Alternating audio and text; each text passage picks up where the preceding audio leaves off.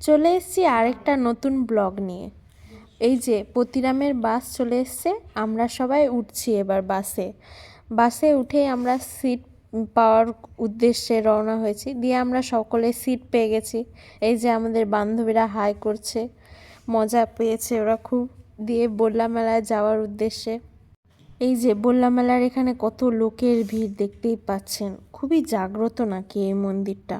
তারপরে আমরা পতিরাম পৌঁছে দই ফুচকা খাওয়ার শুরু করে দিয়েছি। দই ফুচকা, এখানকার দই ফুচকাটা আবার আলাদা রকমের, মিষ্টি দই দিয়ে তৈরি হয়। তারপরে আমরা সুস্মিতার বাড়ি চলে এসেছি রাত্রেবেলা থাকতে, দেখতেই পাচ্ছেন। তারপরে সকাল হয়েছে, আবার বল্লা মেলায় চলে এসেছি। তারপরে ভোগ কিনা হয়ে গেছে। পুজো দেওয়ার উদ্দেশ্যে আমরা যাচ্ছি, দেখতেই পাচ্ছেন কত ভিড়, খুবই জাগ্রত এখানকার কালীমাটা। তাই দূর দূরান্ত থেকে এখানে লোক আসে বল্লা মায়ের পুজো দিতে। দেখতেই পাচ্ছেন অনেক ভিড়, তাও আমরা পুজো দিয়েছি লোকের ভিড়ে ধাক্কাধাক্কি করে। তারপরে এখানে আমরা ফুল বেঁধেছি, যেখানে নাকি এখানে ফুল বাঁধলে নাকি মনের বাসনা পূর্ণ হয়, তাই আমরা ফুলও বেঁধেছি। দিয়ে আমরা খুব সুন্দরভাবে একটা পুজো দিয়েছি।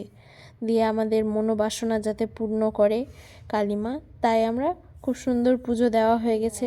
তারপরে আমরা চলে এসেছি ব্রেকফাস্ট করতে এসে আমরা ব্রেকফাস্ট করেছি ভেলপুরি, মোগলাই।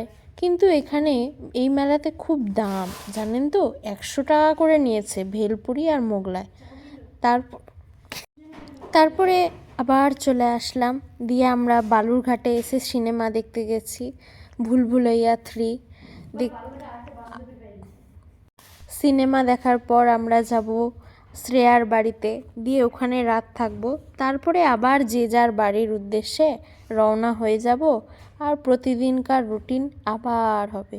বাই গাইস, আপনারা সবাই ভালো থাকবেন।